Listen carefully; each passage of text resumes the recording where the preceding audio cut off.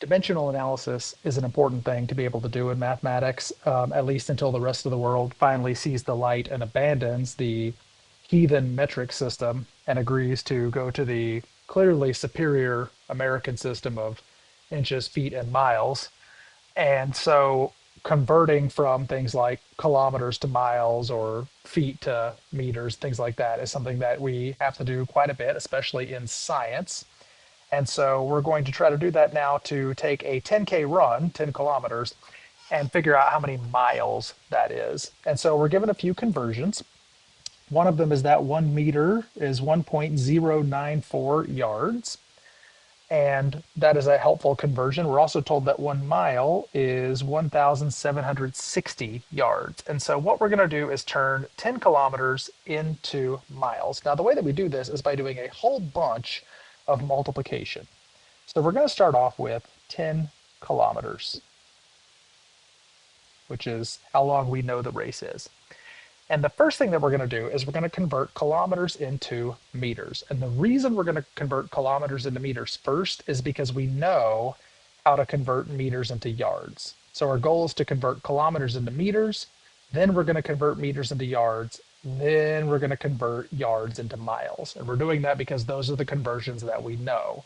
We know kilometers to meters, meters to yards, yards to miles.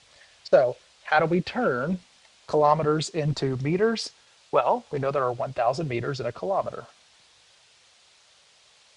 This is why the American system is better. 5,280 feet in a mile, everybody knows that. But 1,000 meters in 1 kilometer, how are we supposed to remember this? Too complicated. Okay, so doing this multiplication problem will turn kilometers into meters. Then, after we have meters, we're going to turn meters into yards. So next we're going to multiply by our yard conversion. There are 1.094 yards in every 1 meter. And then we're going to turn that into miles. 1 mile is 1,760 yards. Now you'll notice whenever I wrote these units out, I did it so that kilometers was on top and bottom. Then I had meters on top and bottom. And finally, I had yards on top and bottom. And that was on purpose. It's so those units would cancel out. Remember, anything on the top cancels with the thing on the bottom. So kilometers cancels kilometers, meters cancels meters, yards cancels yards. And what unit am I left with after all those cancel? Miles. So my answer is going to be in miles. I can also ignore all these ones because dividing by one or multiplying by one does not change the value of the number. So what am I actually left with after it's all said and done?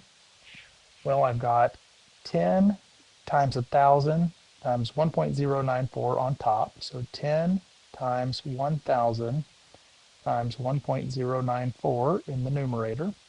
And in the bottom, I have 1,760.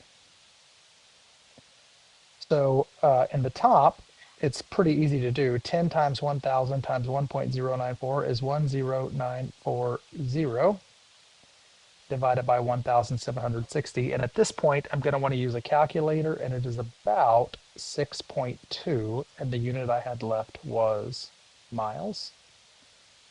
So my conclusion is 10 kilometers is about 6.2 miles.